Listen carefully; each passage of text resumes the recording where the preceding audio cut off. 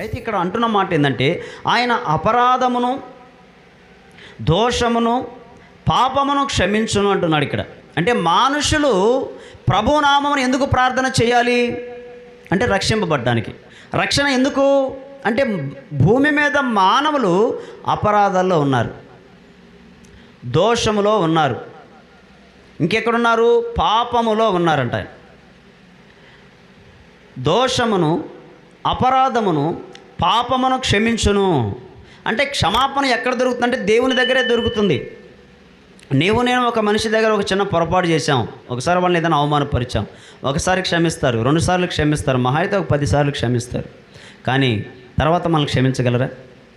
ఒకవేళ వాళ్ళు మనల్ని క్షమించిన దూరంగా పెడతారు, దగ్గరగా తీసుకోరు. మళ్ళీ వారు మనల్ని దగ్గరగా తీసుకోరు, మరొకసారి మనతో ప్రేమగా ఉండలేరు.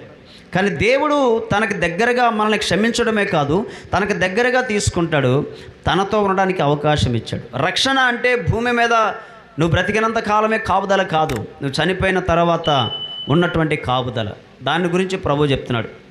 భూమి మీద నీకు రక్షిస్తాను, భూమి మీద నేను నీకు మేలు చేస్తాను. భూమి మీదనే కాదు, భూమి మీద రక్షిస్తాడు. భూమి మీదనే కాదు, పరలోకంలో కూడా మనకి రక్షణ ఉన్నది. హల్లెలూయా.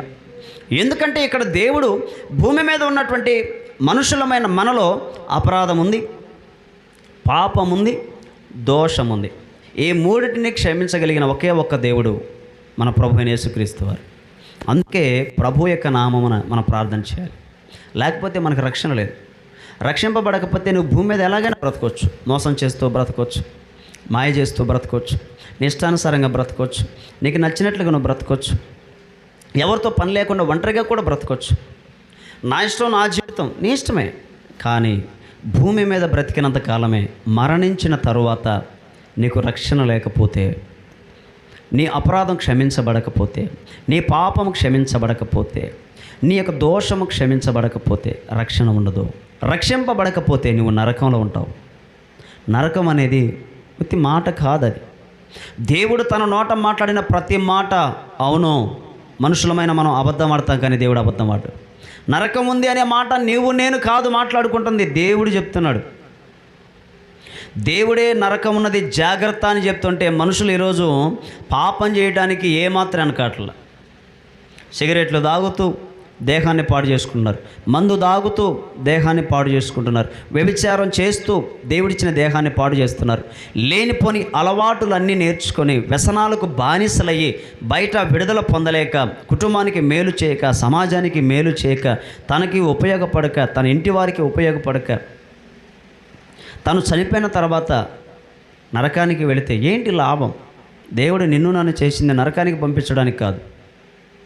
నిన్ను నన్ను చేసింది నిత్య నరకంలో అగ్నిలో కాలిపోవడానికి కాదు.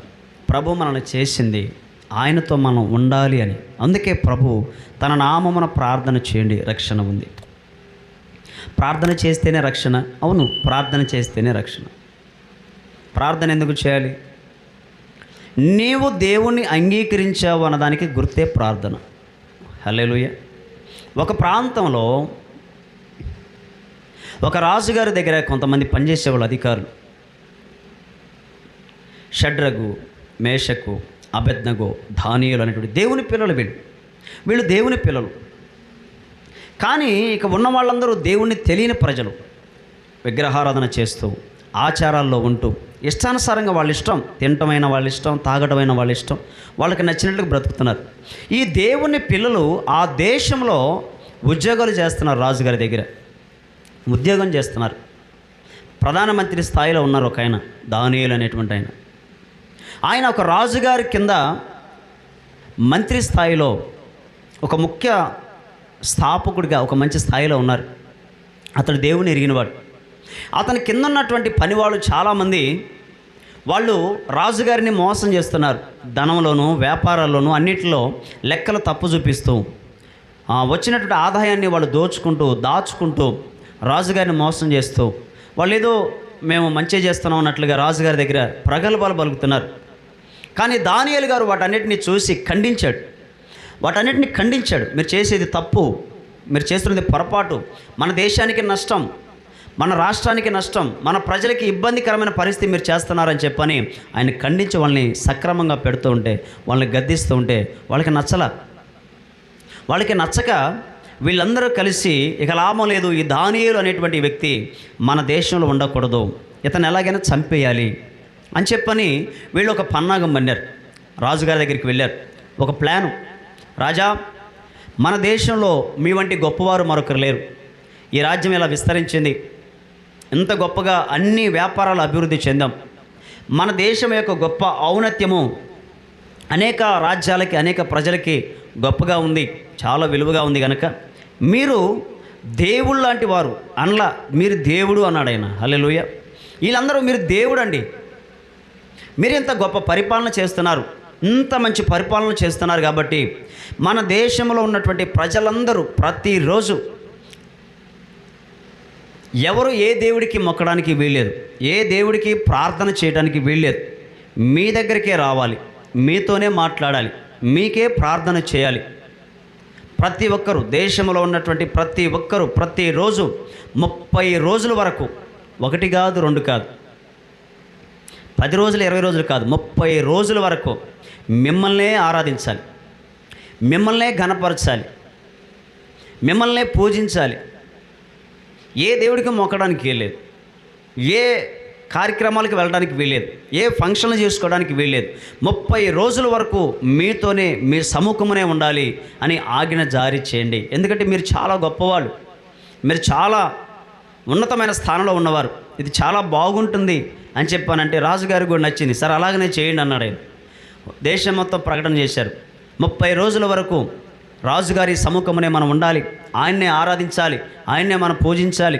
ఎవరు కూడా ఏ ఆచారాలు చేయడానికి వీల్లేదు, ఏ ఊరికి వెళ్ళడానికి వీల్లేదు, ఏ ఫంక్షన్లకు వెళ్ళడానికి వీల్లేదు, ఏ దేవుడి పేరట ప్రార్థన చేయడానికి వీల్లేదని మొత్తం చాటింపు చేశారు. అందులో ఒక రాజుగారి తర్వాత ప్రధానమంత్రి స్థాయిలో ఉన్నటువంటి దానియేలు దేవుణ్ణి ఎరిగినవాడు, సృష్టికర్తను ఎరిగినవాడు. వాళ్ళు చెప్పినటువంటి ఆజ్ఞలు, వారు చెప్పినటువంటి ఏం పట్టించుకోవాలి, వాళ్ళతో నాకెందుకు, మనుషుడు పూజారుకుడు కాదు, మనుషుడు ఆరాధనకు యోగ్యుడు కాదు, మనుషుడు ఘనపరచుటకు పాత్రుడు కాదు. తనకున్న స్థాయిని బట్టి తనని విలువివ్వచ్చు, కానీ దేవుని స్థాయిని ఒక మనిషికి ఆపాదించకూడదు, అది బహు ప్రమాదమే కాదు పాపము అని ఎరిగినవాడు దానియేలు. అందుకనే వాళ్ళు చాటింపు చేసినా, వాళ్ళు ఎన్ని చేసుకున్నా దానియేలు పట్టించుకోలేదు. దానియేలుకి ఒక అలవాటు ఉంది, దానియేలుకి ఒక క్రమం ఉంది. ఏంటో తెలుసా? ఉదయాన్నే ప్రార్థన చేస్తాడు, మధ్యాహ్నము ప్రార్థన చేస్తాడు, సాయంత్రము నైట్ పూట కూడా ప్రార్థన చేస్తాడు. అంటే ఒక రోజుకి 3 సార్లు ప్రార్థన చేయగలిగిన భక్తి క్రమం ఎరిగిన వాడు దానియేలు. హల్లెలూయా. ఈరోజు ఎంతమందికి ఆ క్రమం ఉంది? ఈరోజు చాలామంది ఒక దైవికమైన క్రమంలో ఉన్న వ్యక్తులు, ప్రార్థనకి క్రమం ఉండాలి. భక్తి జీవితంలో దానియేలు 3 సార్లు ప్రార్థన చేశాడు. ఒక ఉన్నతమైన స్థానంలో ఉన్న వ్యక్తి దినమునకు 3 సార్లు ప్రార్థన చేశాడు. దావీదు యేసు ప్రభువుని ఎరిగిన వాడే, దేవుని ఆరాధించే వ్యక్తి, అతను కూడా రాజే, దేశ పరిపాలన ఎరిగినవాడు. అతడు రాజు అయి ఉండి ఒక్క రోజుకి 7 సార్లు ఆరాధన చేసేవాడు. ఇంకెక్కడ? ఉన్నతమైన అధికారాల్లో, ఉన్నతమైన స్థానంలో ఉన్నటువంటి దావీదును, రాజు అయినటువంటి దావీదు ఒక్క రోజుకి 7 సార్లు దేవునికి ఆరాధన చేసేవాడు. పాటలు పాడుతూ, కీర్తిస్తూ దేవుని ఘనపరిచేవాడు 7 సార్లు. ఒక దినమునకు 3 సార్లు ప్రార్థన చేసేవాడు దానియేలు. మరి ఈరోజు వాళ్ళ చరిత్ర వింటున్న మనము ఎంత ఆరాధించాలి? మరి వాళ్ళ గురించి వింటున్న మనము మరి ఎంత ప్రార్థన చేయాలి? వాళ్ళే అన్నిసార్లు ప్రార్థన చేస్తే, అంతగా ఆరాధన చేస్తే, మరి ఈ తరంలో ఉన్న మనం ఇంకెంతగా చేయాలి? దేవుడు ఎంత పూజారుకుడు కదా. హల్లెలూయా. ఆరాధికుడు దేశాన్ని పరిపాలించే రాజు అయ్యాడు. ప్రార్థనాపరుడైన దానియేలు ఒక దేశానికి ప్రధానమంత్రి స్థాయిలో ఉండిపోయాడు. చక్కని పరిపాలన, అది దేవుడిచ్చిన జ్ఞానం. వీళ్ళందరూ అన్నారు, 30 రోజుల వరకు మీ సముఖం నుంచి ఎవరు వెళ్ళటానికి వెళ్ళలేదు, మీకే ప్రార్థన చేయాలి, మిమ్మల్ని ఆరాధించాలి, మీ ముఖానే ఉండాలి, మీ దగ్గరే ఉండాలి, ఎవరు ఇట్లా ఇంటికి వెళ్ళడానికి లేదు, ఏ దేవుడికి ప్రార్థన చేయడానికి వీల్లేదన్నారు. దానియేలు కనీసం ఒక చెవును కూడా పెట్టలేదు ఆయన. హల్లెలూయా. వ్యర్థమైన మాటలు నాకెందుకని అన్నాడు, అంతే. వెళ్ళిపోయాడు ఇంటికి చక్కగా. మోకాళ్ళు వేశాడు, ప్రార్థన చేశాడు. ఉదయం ప్రార్థన చేసుకున్నాడు, మధ్యాహ్నం ప్రార్థన చేశాడు, సాయంత్రం ప్రార్థన చేశాడు. దేవునికి ప్రార్థన చేయటం అనేది తన క్రమమును బట్టి మానలేదు. రాజుగారు ఆజ్ఞ జారీ చేశారు. రాజుగారు రాజ్యమంతటా ఒక ఆజ్ఞ జారీ అయింది. నేను అలా చేయకూడదేమో అని భయపడలేదు దానియేలు. ప్రార్థన మాత్రం మానలేదు దానియేలు. హల్లెలూయా. భయపడని దానియేలు దేవుడికి మాత్రమే భయపడ్డాడు. దేవుని ఆజ్ఞకు లోబడ్డాడు, మనుషుని ఆజ్ఞకు కాదు, మనుషులకు కాదు. దేవునికి లోబడి దేవుని యొక్క పనిని ఏమాత్రం నిర్లక్ష్యం చేయకుండా దేవుని దగ్గరికి వెళ్ళి ప్రార్థన చేసేవాడు. ప్రతిరోజు ప్రార్థన. వాళ్ళు ఆజ్ఞ జారీ చేశారు. ఎవరైనానో రాజు సముఖం నుంచి వెళ్ళినా, రాజుగారి దగ్గర ఉండకుండా ఎవరికి వారు వెళ్ళి ప్రార్థనలు చేసినా మిమ్మల్ని సింహాల బోనులో వేస్తామన్నారు ఆయన. హల్లెలూయా. కొరడాలతో కొడతామనో ఊరి నుంచి బహిష్కరిస్తామనో అంటే ఏదో అనుకోవచ్చు, కానీ సింహాల బోనులో వేస్తామన్నారు. అంటే సింహాల బోనులు అంటే సింహాలు ఉండవనా? సింహాలు ఉన్నాయి.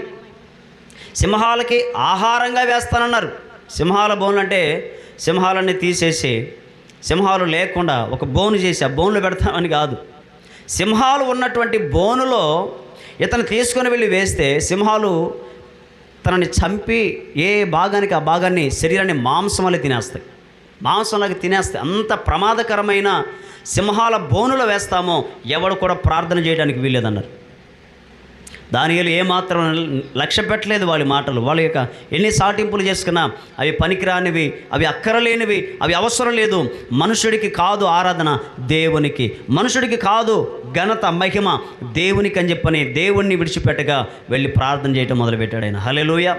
ప్రార్థన చేయడం మొదలుపెట్టాడు. ఎవరైతే ఇతని మీద కోపడ్డారో, ఎవరైతే ఇతన్ని చంపాలనుకున్నారో, ఎవరైతే ఈ ఆజ్ఞ రావడానికి కారణమయ్యారో వాళ్ళందరూ కలిసి సైనికులను తీసుకొని దానియేలు ఇంటికి వచ్చారు. దానియేలుకి వాళ్ళకి తెలుసు, ఆ దేశం అందరికీ తెలుసు, ఆ దేశంలో రాజుగారికి తెలుసు, ఆ దేశంలో తనతో పనిచేసే వారికి తెలుసు, ఆ దేశంలో ఉన్న ప్రజలందరికీ తెలుసు. దానియేలు గది తలుపులు నిత్యము తెరవబడి ఉంటాయి. ఎప్పుడు? ప్రార్థన చేసిన ప్రతిసారి. అది ప్రజల మొత్తానికి తెలుసు. అతను ప్రార్థన చేస్తున్నాడంటే తన గది తలుపులు, ఆ కిటికీ తలుపులు తీసి చక్కగా మోకాలుని దేవుని వైపు తిరిగి ప్రార్థన చేస్తాడు. అందరికీ తెలుసు. సమయం అయింది, చక్కగా వచ్చారు, దానియేలు పట్టుకొని వెళ్ళిపోయారు. రాజుగారు మాటని నువ్వు తిరస్కరించావు, రాజుగారికే నువ్వు ఎదురు తిరిగావు, రాజుగారిని చాలా అవమానపరిచినటువంటి వ్యక్తివి. నువ్వు ప్రధానమంత్రి అయితే మాకేంటి, ఎవడవైతే మాకేంటి, నీ యెహోవా నామమున ప్రార్థన చేయొద్దని మేము అన్నాం కదా, రాజుగారికే ప్రార్థన చేయాలని మేము అన్నాం కదా, ఆయన్నే గణపరచాలని మేము చెప్పాం కదా. నువ్వు ఆయన మాటను తిరస్కరించావు కనుక నీవు శిక్షకు అర్హుడవు, సింహాల బోనులో వేస్తామని చెప్పని తీసుకొని వెళ్ళి సింహాల బోనులో వేశారు. ఎంత భయం అండి! రాజుగారి మాటను తిరస్కరించిన అతను ప్రాణం పోతుంది. ఇప్పుడు సింహాల బోనులో వేస్తున్నారు. తను చనిపోబోతున్నాడు. ఏమాత్రం తన ప్రాణం లక్ష్య పెట్టలేదు దానియేలు. దేవుడికే ప్రార్థన చేశాడు ఆయన. హల్లెలూయా. దేవుడికే ప్రార్థన చేశాడు. అతడు చేసిన ప్రార్థన ఎవరికంటే ప్రభువు అంటే ఇంకా తర్వాత ఇంకెవరు లేరు. సృష్టికర్తంగా ఆయనే. మొదటివాడు ఆయనే, కడపటివాడు ఆయనే, సృష్టికర్త ఆయనే, చనిపోయి తిరిగి లేచిన వాడు ఆయనే, మనందరము చనిపోయిన తర్వాత లేపగలిగిన వాడు కూడా ఆయనే, మనం చేసిన వాడు ఆయనే. సమస్తమును ఈ రీతిగా క్రమంగా పనిచేస్తున్నాయి అంటే వీటిని క్రమ పద్ధతిలో పెట్టినవాడు కూడా ఆయనే. అంత మహిమ కలిగిన దేవుడు. ఆయనకి ప్రార్థన చేసిన దానియేలు. వీళ్ళు తీసుకెళ్ళి సింహాల బోన్లో వేశారు. ఏం కాలేదు. సింహాలు ఆయన ఏం చేయలేకపోయినాయి, మౌనంగా ఉండిపోయినాయి. మరుసటి రోజు ఉదయాన్నే రాజుగారు వచ్చి సింహాల బోను మీద ఉన్నటువంటి రాయిని తొలగించారు. దానియేలు లోపల వేసినప్పుడు సింహాలు తిన్నాయా? సింహాలు తినలేదా? అతడు ప్రార్థన చేస్తున్నటువంటి అతని దేవుడు అతన్ని కాపాడా, రక్షించాడా లేదా చూడాలి అని చెప్పేసి దానియేలు ఉన్న సింహాల గుహ దగ్గరకు వస్తే రాజుగారు పేరు పెట్టి పిలిచారు. దానియేలు. హల్లెలూయా. దానియేలు అని పేరు పెట్టి పిలిస్తే రాజు చిరంజీవి అవునుగాక అని చెప్పని దానియేలు గుహలో నుంచి, సింహాల బోనులో నుంచి మాట్లాడాడండి. ఎంత గొప్ప అద్భుతం అది. ఈరోజు మనం మాట్లాడుకుంటున్నప్పుడు మనకు ఒక చిన్నదిగా చులకనగా అనిపించవచ్చు, కానీ దేశంలో ఎన్ని ఆచారాలు ఉన్నా, ఎన్ని అలవాట్లు, ఎన్ని పద్ధతులు ఉన్నా అవన్నీ లెక్క చేయకుండా సృష్టికర్త అయిన యేసుక్రీస్తు నామం పేరిట మనం ప్రార్థన చేస్తే మనం రక్షింపబడతాం. ఆయన నామమున ప్రార్థన చేయవారు రక్షింపబడదురు. దానియేలు ప్రార్థన చేశాడు. సింహాల బోనులో వేశారు, కానీ సింహం ఏమి చేయలే. మనుషులు దానియేలు మీద కపటముగా మోసం పన్నాగం పన్నారు. మనుషుల యొక్క పన్నాగాలన్నీ చిత్తయినాయి, కానీ దానియేలు కనీసం షర్టు కూడా చెనగలేదు, చొక్కా గుండి కూడా ఓడలేదు ఆయనకి. హల్లెలూయా. ఎందుకంటే అతను చేసింది ప్రార్థన మనుషులకి కాదు, డబ్బుకి కాదు, రాజుకి కాదు, సర్వ సృష్టికర్త అయిన దేవునికి. వాళ్ళు తయారు చేసుకున్న వాటికి కాదు, మనల్ని చేసిన వానికి, సృష్టికర్తకి ప్రార్థన చేశాడు. సింహం ఏం మాట్లాడలేదు. ఎందుకు? సింహాన్ని నువ్వు నేను చేయలే, సృష్టికర్త చేశాడు. మనల్ని చేసిన వాడే సింహాన్ని చేశాడు. మనం ఎలా మాట వింటామో దేవుడికి తెలుసు, ఆ సింహము కూడా ఎలా మాట వింటుందో దేవుడికి తెలుసు. సింహాలు దేవుడి మాట వింటాయి. దేవుడు ఆగు అంటే ఆగుతాయి, వెళ్ళు అంటే వెళతాయి. సముద్రంలో ఒక మత్స్యమును ఆజ్ఞాపించాడు దేవుడు, వెళ్ళి యోనా అనేటువంటి ఒక వ్యక్తిని మృంగు అన్నాడు, అంతే. ఆ చేప వెళ్ళి అమాంతంగా యోనాని మింగివేసింది. దేవుడు మాటకు లోబడ్డది చేప, పెద్ద తిమింగలం అది. సింహాల బోనులో సింహాలు దేవుడు మాట విన్నాయి. నీవు దానియేలు మీద కనీసం కన్నెర చేయడానికి కూడా వీల్లేదు, నోరు తెరవడానికి కూడా వీల్లేదు, గర్జించడానికి కూడా వీల్లేదు అన్నాడు, అంతే. మౌనంగా ఉండిపోయినాయి. సింహం ఒకటే అనుకుంటున్నావు అక్కడ? కాదు, వందల సింహాలు ఉన్నాయి అందులో గుహలో. హల్లెలూయా. చాలా ఉన్నాయి. నువ్వు నేను అనుకుంటే ఒకటే కదా అనుకుంటున్నాయి, ఒకటి కాదు, చాలా సింహాలు ఉన్నాయి. 100 కంటే ఎక్కువ సింహాలు ఉన్న ఆ గుహలో ఒక్క దానియేలు ఉన్నాడంతే. అతడు దేవునికి ప్రార్థన చేసినవాడు కాబట్టి ఒక్క దానియేలును బట్టి కొన్ని వందల సింహాల నోరుని మూసిన వాడే సృష్టికర్త. ఆయనే ప్రభు, ఆయనే రక్షకుడు. ఈరోజు ఆయన నామమున మనం ప్రార్థన చేస్తే రక్షింపబడతాం. నాకు అప్పులు ఉన్నాయండి, ప్రార్థన చేయి, రక్షింపబడతాం. మా ఆయన మారలేదండి, ప్రార్థన చేయి. మా పిల్లలు మారలేదండి, ప్రార్థన చేయి. మా పిల్లలు ఈరోజు వ్యసనాలుగా బానిసలు అవుతున్నారు. నీ పిల్లలే సిగరెట్లు తాగుతున్నారు, మందు తాగుతున్నారు, ప్యాకెట్ ఆడుతున్నారు, వ్యభిచారం చేస్తున్నారు, సెల్ ఫోన్లో భయంకరమైనటువంటి జోదాలకి వ్యసనాలకి బానిసలయ్యారు. వాళ్ళు ఎలా కాపాడుకుంటావు? ఎవరి దగ్గర పోయి ప్రార్థన చేస్తే నీ పిల్లలు కాపాడబడతారు. అందుకే ప్రభు అంటాడు, ప్రభు నామం యేసుక్రీస్తు నామం పేట ప్రార్థన చేయి, నీ పిల్లలు రక్షింపబడతారు. హల్లెలూయా. రక్షింపగలిగిన దేవుణ్ణి నువ్వు ప్రార్థన చేయాలి.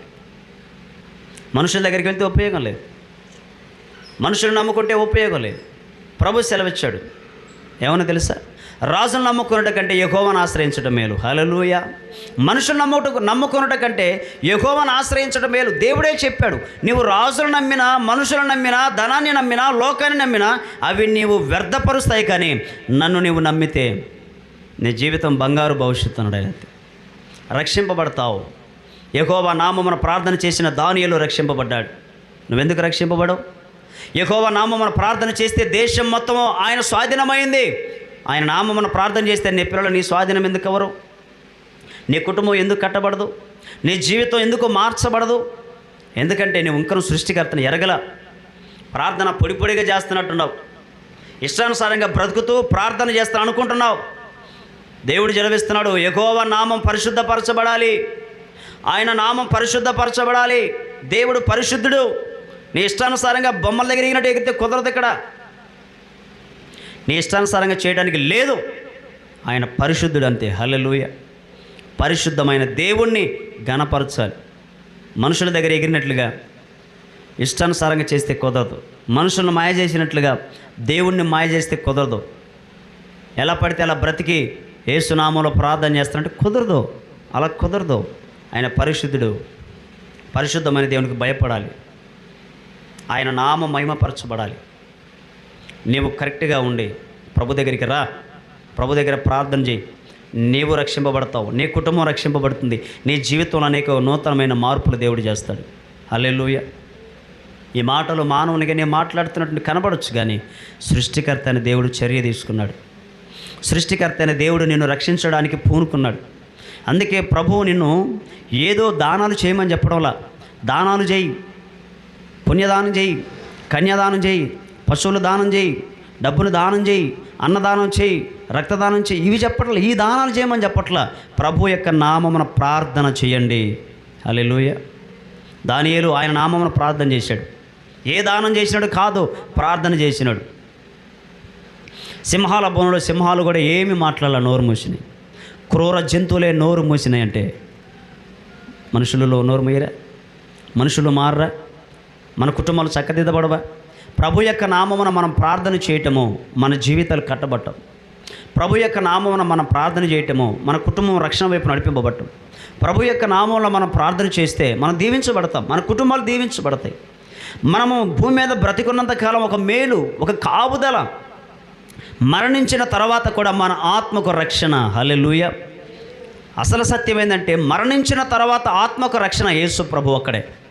నేనే మార్గము, నేనే సత్యము, నేనే జీవం అన్న ఏకైక దైవం యేసు ప్రభు ఒక్కడే. నిన్ను రక్షించేది మరణించినాక నేనే అన్నాడు. కానీ పుణ్యదానం చేయి, కన్యదానం చేయి, రక్తదానం చేయి, దానాలు చేయి, పుణ్యాలు చేయి అని చెప్పాలి ఆయన. వాటి వల్ల నీకేం రాదు, వాటి వల్ల నువ్వు మారవు, నీ నోరు మారదు, నీ క్రియలు మారవు. ఈరోజు కోట్ల మంది ప్రజలు ఆ ఎండ్లకాలం వస్తే చలివేంద్రాలు పెడుతున్నారు. ఎందుకు? పుణ్యం వచ్చిందని.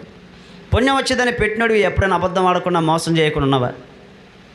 సరే, పుణ్యం వచ్చింది, పుణ్యం వచ్చిందని నీకేమైనా గుర్తుందా?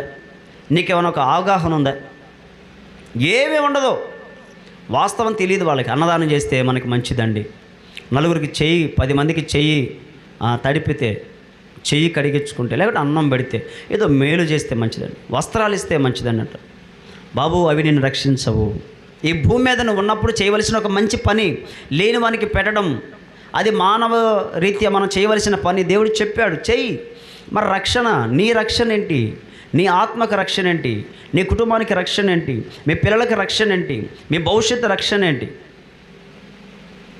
ఈరోజు ఎల్ఐసి పాలసీలు చాలా వచ్చినాయి. చాలామంది పాలసీలు చేసుకోండి సార్, మీరు పోయిన తర్వాత మీ పిల్లలకి, మీ కుటుంబానికి మేలు జరిగిద్ది అంటున్నారు. అంటే నువ్వు కట్టే డబ్బులే వడ్డీ రూపంలో మీ పిల్లలకి ఇస్తున్నారు.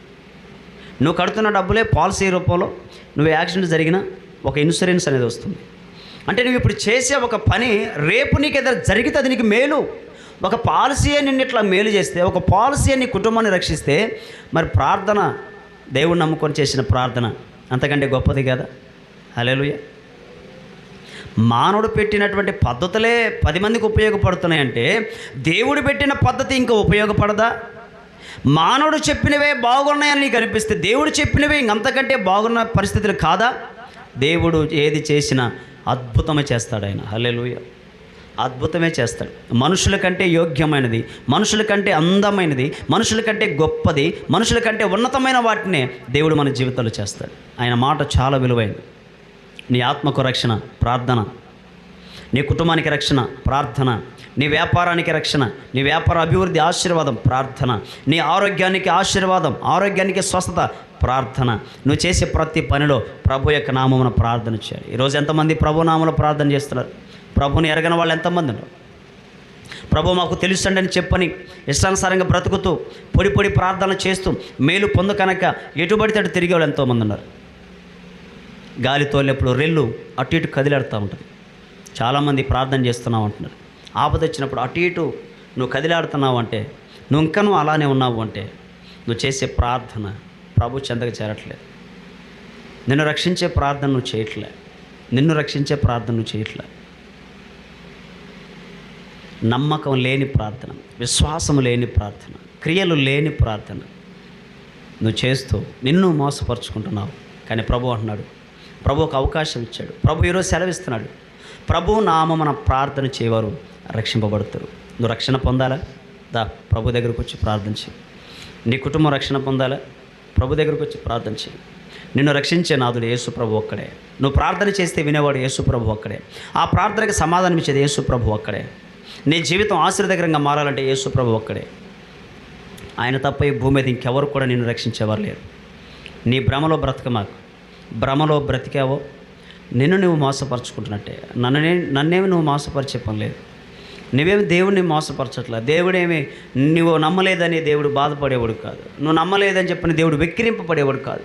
నువ్వు నమ్మలేదు, అయ్యో అయ్యో నాకు ఎంత అవమానంగా ఉంది అని దేవుడు అట్లా అవమానపరచబడేవాడు కాదు. దేవుడు గొప్పవాడే. నువ్వు నమ్మినా నమ్మకపోయినా ఆయన గొప్పవాడు. నువ్వు ఆశ్రయించినా గొప్పవాడే, ఆశ్రయించకపోయినా గొప్పవాడే. నువ్వు ఎప్పుడెప్పుడు ఆయన దగ్గరకు వస్తావని ప్రభు చూస్తూ ఉన్నాడు. అందుకే నీకే దాన ధర్మాలు పెట్టలేదు, ఎటువంటి బలమైన పనులు భారాలు నీ మీద పెట్టలేదు. ప్రభు అన్నాడు, ప్రభు యొక్క నామమున ప్రార్థన చేయవారందరూ రక్షింపబడతారు. ఆయన నామమున ప్రార్థన చేద్దాం. ఆయన నామము దయగలిగింది, దయ చూపిస్తాడు. కనికరం కలిగింది, కనికరం చూపిస్తాడు. కృప కలిగిన వాడు అర్హతనిస్తాడు, యోగ్యునిగా చేస్తాడు. సత్యము, ఆయన నామము సత్యం, అబద్ధం కాదు, మోసం కాదు. వ్యర్థమైంది కాదు, మనుషులు అనుకున్నది ఆ మనుషులు అనుకుంటే జరిగేది కాదు. ఆయన నామం ఎక్కడ ఉన్నా సత్యమే. నువ్వు ఎక్కడ అడవిలో ఉన్నా, ఎక్కడ ఉన్నా ఆయన నామాన్ని బట్టి ప్రార్థన చేస్తే అది సత్యం, అంతే. అక్కడ రక్షణ ఉంటుంది. ఆ ప్రభువే మన ప్రభువుని యేసుక్రీస్తు. ప్రార్థన చేద్దాం, రక్షింపబడదాం. దేవుడి ద్వారా అనేక మేలు పొందుకున్నాం. మరణించిన తర్వాత పరలోకమందు అందరం కలిసి ప్రభు దగ్గర ఉండి ప్రభునామమును బట్టి ఆయన్ని స్తుతిస్తూ, ఆయన్ని చూస్తూ, ఈ భూమి మీద ఆయన మహిమపరుస్తూ ఘనమైన జీవితాన్ని జీవించడానికి, రక్షణ కలిగిన జీవితాన్ని జీవించడానికి ప్రభు పిలుస్తున్నాడు. రండి ప్రార్థన చేద్దాం. మేలులు పొందుకున్నాం. దేవుడి మాటలు మన వెనుకలు ఆశీర్వదించును గాక. ప్రార్థన చేద్దాం. ప్రభు యొక్క నామమును బట్టి ప్రార్థన చేద్దాం. హల్లెలూయా. ప్రార్థన.